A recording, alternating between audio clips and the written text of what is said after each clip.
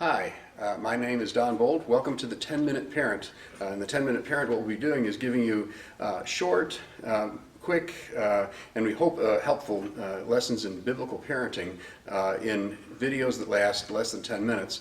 And so this one I think is going to be a fairly short one, but if you listen carefully, I think that you'll get some things that will really help you. It's going to be part one of a two-part video on how to correct a child.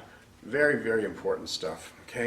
And I'd like to start just by reading a little something from the paper that I put together on this, and it just says this: God has placed parents in a very God-like position in the lives of their children. As we govern our children, God has given us the responsibility to be a model of God's rulership to them. The years our children spend at home are their golden opportunity to learn how to respond to God for the rest of their lives. As they learn to submit to us, they need to be able to see that we are submitted to God. The object of our efforts in rearing our children is to enable them to make a smooth transition from being under our authority to being directly under the authority of God. And, really, if you think about this, God gave you these children to raise for Him. All right, I do refer to them as my children because that provides protection for them. Because in the end, we all belong to somebody. Even if the government decides to lay claim to us and refer to us as the children of the state of New York or those sorts of things, to understand that in the end, in the final analysis, we'll answer to God for how we raise these children for Him. So today we're going to be talking about how to correct a child. I will tell you that what I'm going to be sharing with you really probably applies in almost any situation where we're a person in authority and need to bring correction. There's something that you could learn for this for almost any setting. But in the scriptures, in Colossians chapter 3, verse 20, children are told this: "Children, obey your parents in all things, for this is well-pleasing to the Lord." And so it's our responsibility, since they've been told to obey us, to be the people that when they do something that they shouldn't have done, to bring correction. All right, now, I want to talk to you a little bit about your authority as a parent. Okay, you have three different kinds of authority. I call the family the one complete institution, in that if nothing else existed, the family could provide for government, it could provide for the church, and it would provide, of course, for family. Any of the other institutions would struggle with it. If you've ever seen the government try to do family or church, you understand that can be a difficulty. If you've ever seen the church try to do government or try to produce a substitute for a family, you understand that there's always going to be something lacking. But in the family resides all of this authority. And to understand that you have three kinds of authority. So let's just get to them real quick. You in your home are the judge. All right, you are the person who decides. You're the final arbiter as to whether things are right or wrong. All right, and with that, you use judgment to bring justice in your family. All right, and so think about that just for a little bit. That if there's no justice in your home, your children will tend to take that up as their own responsibility. In King David's home, he had a son named Absalom, and you can read his story in the Bible. Anyways, what happened is that there came a day when David did not provide justice within his own home. His son Absalom decided that if his father wouldn't provide justice, he would, and so he went and actually killed one of his brothers who had, done something really, really wrong. And I'm not going to go into all the detail. And so David then decided to have justice and send Absalom away. Well, eventually he made his way back into the city, and you'll never guess where he went.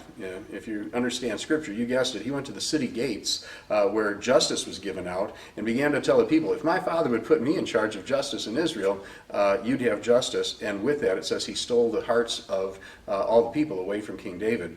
And I want you to understand there's a great problem if you don't provide justice in your home. So you do have to have this place as judge, and you have to discern and tell and then correct around the whole idea of right and wrong. And with this, you're providing justice. Secondly, you're a ruler. All right, and by a ruler, you decide where we're going. You decide what we're doing. You decide, how things are to be done, and you use chastisement. In other words, again, back to this word that we used for nurture, or for controlling our children's behavior. In another one of the lessons that we went through. You use chastisement, which up to and includes giving a spanking, to bring submission.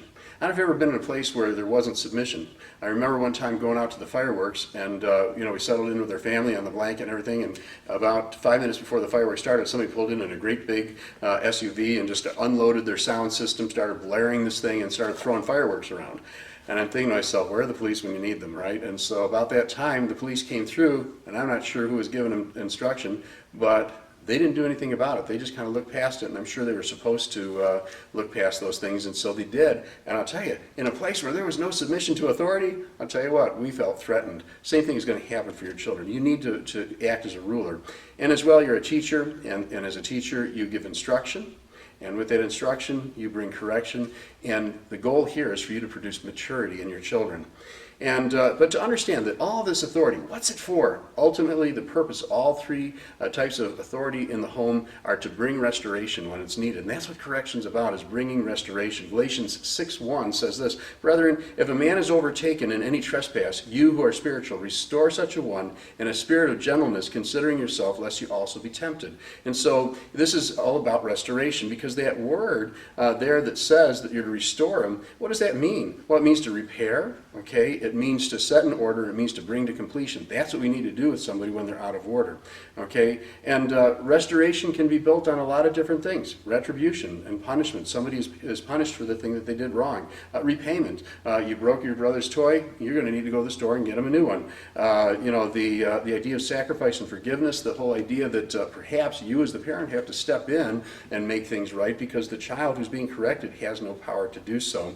And lastly, grace. Those times when restoration is just built on the fact that you are loved, and because you're loved, there's a certain amount of grace and a certain amount of benefit that comes your way, whether you deserve it or not.